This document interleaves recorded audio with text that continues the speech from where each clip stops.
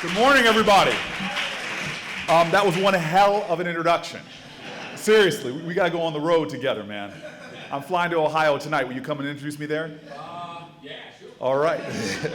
So I am really excited to be here, and actually I think this should be one of the rooms that is just overwhelmingly packed because the issues that we're talking about today affect American life in ways that most folks don't understand, and they affect trends to me that are the most insidious right now in our country for reasons I'll explain. But I just want to thank Barry Lynn as well. The whole Open Markets team, what you guys are doing is incredible. It is urgent, it is needed, and this conversation has to be a part of the national conversation. And if I have my way, I'm gonna make this a part of the national conversation.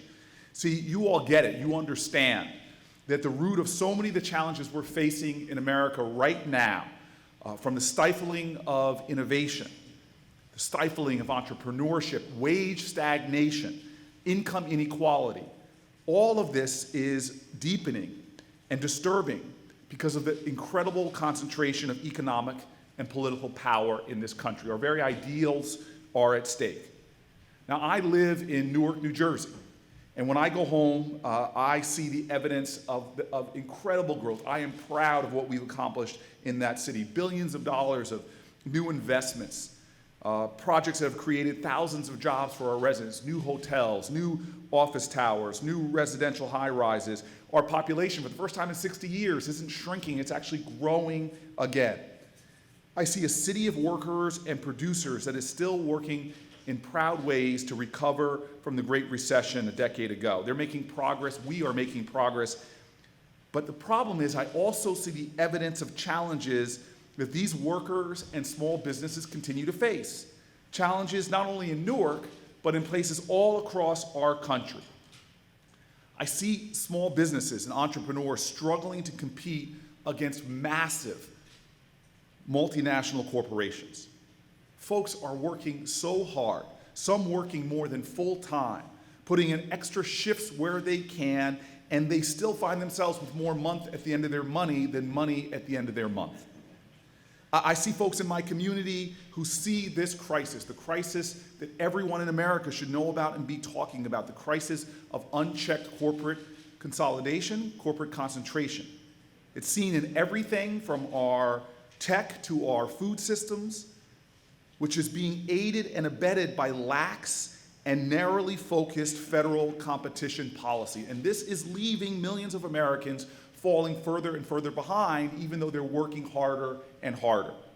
And that's why I'm glad to see that you all are focusing on this and the right to compete, because that's the question. It's a question we need to be answering. Who has the right to compete in America? Is it just a handful of special interests and large consolidated corporations, or is it a nation of freedom where everybody can compete? Are we going to be a country that is true to its founding ideals of liberty and freedom, the ideal that this is the nation that if you work hard, you can get ahead, that if you got a special talent or a special skill or you have that grit, this is the nation for you, you can make it big. So many of us trace our family history to these ideals, to that common heritage, that this is a nation of innovation and entrepreneurship. In so many ways, I, and most likely you, are here because of that American tradition.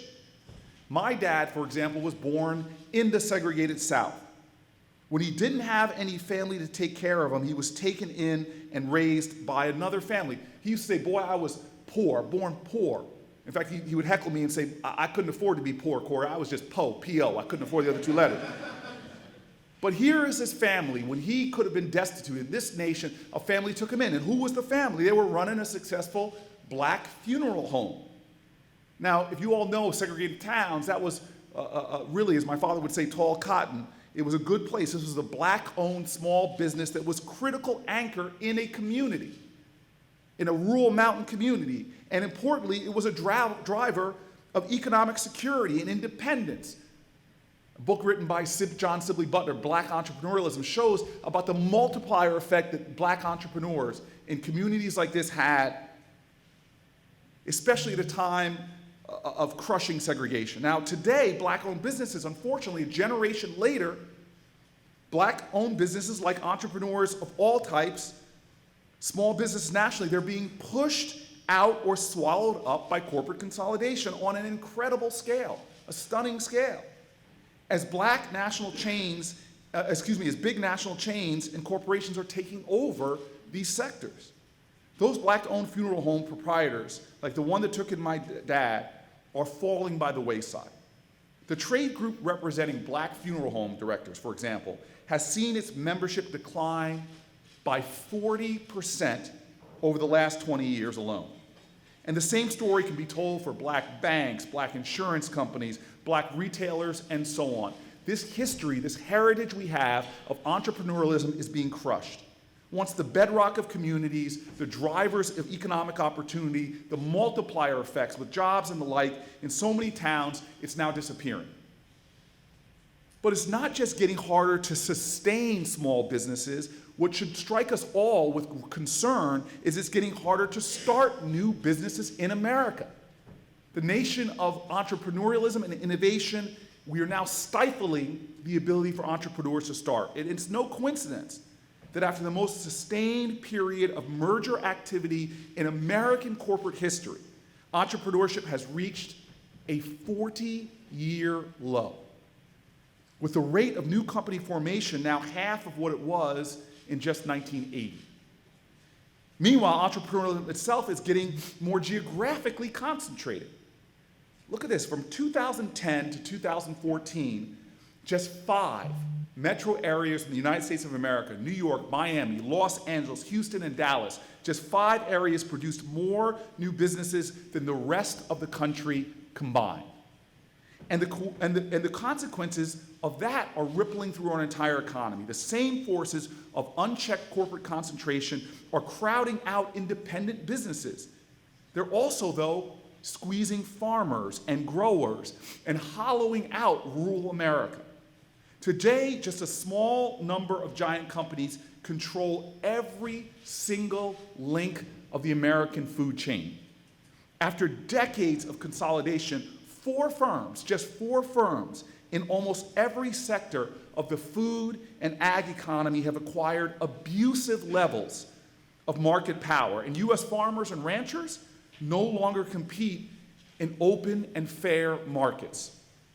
The farmer's share of every retail dollar has plummeted from 41% in 1950, 41% of every dollar we paid for tomatoes or pork. In 1950, 41% was going to small farmers, and now it's less than 15% today, as farmers all across this country are being driven into bankruptcy at an alarming rate. Many of those that have survived have no choice but to become so-called contract growers for massive, vertically integrated multinational corporations.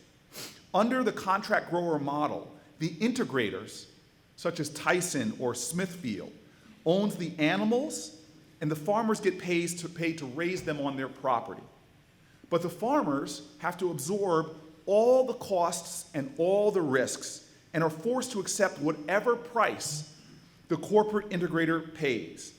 Today, 71% of contract poultry growers who depend on the income from their poultry contracts live at or below the federal poverty level, often with massive amounts of debt. For those folks, the notion that you can make a living for you and your family running your own enterprise, a small farm, is merely an illusion. Equally troubling, the wealth that used to circulate in these communities is now being driven and transferred to faraway shareholders of these massive multinational corporations. I've seen this firsthand as I've traveled through the Midwest.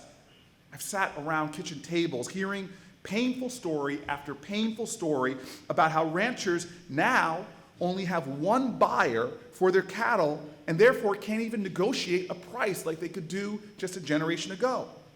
I've heard from contract growers who've told me how they feel trapped because of all the debt they have incurred and how they fear retaliation if they speak out. And anecdotal stories about how they're being completely closed out of markets because they stand up and tell their truth. These farmers, these Americans, these guardians of our heritage, Like the startups crowded out by big tech platforms and funeral home operators, swallowed up by national chains, these farmers are being denied the fair chance to compete in the marketplace. But this type of unchecked consolidation and concentration isn't just driving entrepreneurs and family farmers out of business, it's working families that are getting hit as well, keeping wages down, even as folks in this generation of Americans are working harder and harder, harder than their parents, but making lower wages. Somebody growing up in my dad's generation, this is the shift from my father's generation to mine. If you were growing up in my dad's generation, 90% of those folks growing up in that generation did better than their parents. Now, for millennials today, they have just a 50-50 shot of doing better than the generation before. That's the very American dream, that every generation of Americans does better. Well, we're losing that. As corporate profits are now at an 85-year high, big multinational corporations like Smithfield's in our country, a Chinese-owned corporation, their profits are at an 85-year high, while workers' wages are stuck at a 60-year low. Workers like my neighbor, I have a friend named Natasha. She works 40 hours a week at IHOP, making a server's minimum wage. She tries to catch extra shifts whenever she can. She makes $2.13 an hour plus tips.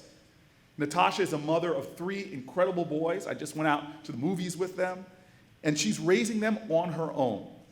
She keeps a tight budget, and even though she works full-time serving other folks food, she's forced to rely on food stamps to put food on her own table. You see, foundational to our free market has always been the idea that if you work hard and you're good at your job, you can get ahead. If you're good at what you do, you can actually move across the labor market. You can bargain for better wages. You can get better value. But we're seeing massive companies like IHOP limit the mobility of folks like Natasha through the overuse of non-compete and so-called no-poaching clauses. Clauses that are designed to protect high-level trade secrets are now being used by massive corporations to keep wages down and keep labor from competing. Folks working as waitresses and home health aides and janitors and mechanics are being limited in their freedom to compete. As many as 30 million American workers, 30 million, 18% of the labor market, are currently covered by non-compete clauses. 1 in 7 workers making under $40,000 a year report having signed one. And 58% of the country's largest franchisors employ some form of no-poaching agreement, which effectively freezes the pay of low-income workers. Unlike non-competes, these agreements are often forged between large corporate franchisors and their franchisees and are usually unknown to the workers themselves. In sector after sector, our economy's open markets have now been replaced by just a few giant corporations to the benefit of the few and the detriment of the freedom of many. Wages stagnant, innovation diminished, entrepreneurship stifled. Ultimately, the way forward for addressing increasing concentration of corporate power gets back to the fundamental question, who gets to compete in America? Wise leaders in our country have answered this question before. Teddy Roosevelt, FDR, Thurgood Marshall, great leaders have had the ability to recognize that government safeguards are needed to protect the right to compete for all Americans, to protect our freedom against those in powerful positions that try to constrain freedom and limit opportunity. For too long, our antitrust agencies have been focused solely on whether a merger or acquisition will be good for only one thing: low consumer prices. That narrow approach is not only misguided, but also a blatant departure from past legislative intent. In 1980, the year of the passage of the Sherman Antitrust Act, one senator lamented that if large-scale industry were allowed to grow unchecked, it would, and I quote, crush out small men, all small capitalists, all small enterprises. Senator John Sherman described his bill as, I quote, a Bill of Rights, a charter of liberty. There is little question that despite having a clear mandate to promote competition across our country, our antitrust agencies have done too little to register additional forms of anti-competitive harm, including harm to wages, innovation, product quality, and the diversity and distribution of information. We are about freedom, and we need to be looking at more than just the impact on consumers when proposed new mergers are considered.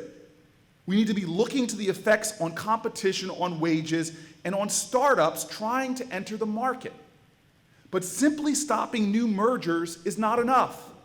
The Department of Justice and the FTC need to do a comprehensive review of the mergers that have already been approved and determine how the promises and predictions that were made at the time actually played out for our nation, and take aggressive action when it's needed because our very liberty is at stake. That's why I've been working hard to advance legislation to target corporate concentration and anti-competitive prices. For example, I'm proud of the Opportunity Zone program, which I wrote with my colleague, Republican Tim Scott, and was passed into law last year. It will democratize capital by getting private investment off the sidelines, out of the slowly 5 concentrated cities, metro areas that are succeeding, and get private investment into distressed communities across this country. And since the time that this law has been passed, I've been pushing the Treasury on rulemaking to ensure that small businesses and entrepreneurs reap the benefits of this great legislation. This past summer, also, I went out and met with farmers to get their input, and I introduced a bill that would halt large mergers in the food system for 18 months. This bill would also set up a commission to study how to strengthen antitrust oversight. Strengthen that oversight of the farm sector and food sectors, and publish recommended improvements to merger enforcement and antitrust rules. And earlier this year, I introduced a bill to prohibit companies from using those so-called no poaching clauses in franchise agreements. And since its introduction, we've engaged directly with companies, with their trade associations, and with state attorney generals. And I'm proud that as a result of our efforts, more than 24 franchises, from H&R Block to Jiffy Lube to another company with a great name, Jersey Mike's, have agreed to drop no poaching language from their franchise agreements, providing more options for low-wage workers to negotiate better pay. And so, I'm someone who believes in the free market. I'm going to say that again. I believe in the free, fair market. A free market that means freedom for small businesses, for workers, for families, for all of us to be able to compete in this country again. Not the stifling, choking constraint that has led to so many of the ills we complain about: stagnant wages, income disparities. I was raised by parents who tried to instill in me this understanding that the personal ethics of self-reliance, and rugged individualism needed to be bound together in that other great American ethic. That our greatest achievements in this country have always been the result of collective struggle, of shared sacrifice, of a commitment to each other. I've learned this truth again and again in Newark, New Jersey, where I see the enduring commitments made in real time by small personal acts of grace of one American to another. These are the ideals that have led us to a country to invest in the long term in this nation, in things like infrastructure and technology, and allowed us to out-innovate and out-research our international peers, because we know genius is equally distributed. And the fairer that you make the market, the more that genius will thrive, whether that's genius in Manhattan or Silicon Valley, or the genius in Camden or Newark or East St. Louis. These are the ideals that meant that every generation of American could work and struggle and sacrifice and do better than the ones before. These are the ideals that made this nation a place of great wealth and a place of great opportunity for everyone. And I've seen when we evidence these ideals, these commitments in tangible ways in federal policies, that when we invest in people, in the fundamental dignity of people, when we invest together in things like Medicare and Medicaid or Social Security, when we make investments in the genius of Americans, like the GI Bill and Pell Grants, when we make investments like this, we all thrive. And very critically, we once evidenced in this country the commitment in purposefully ensuring that our free market remain free for all, for entrepreneurs, for innovators, small businesses, workers, and consumers. Every generation now needs to be vigilant in maintaining that free and open access to the marketplace. That's what's helped to sustain small businesses, the community anchors that supported people like my father in an earlier generation. And that's what can propel innovative small businesses tomorrow if we can keep that commitment. And so all of you in this room have been sounding the alarm on these issues for many years. It's time that elected leaders heed your urgent call. It's a time that we return to the ideals of our founding. It's time that we work together to reclaim that robust American freedom. It's time that for our markets and for individuals, we reclaim the call from one of our great ancestors who said, this must be a nation when we work every single day to be free at last, free at last. Thank God Almighty, may we be free at last. Thank you, everyone.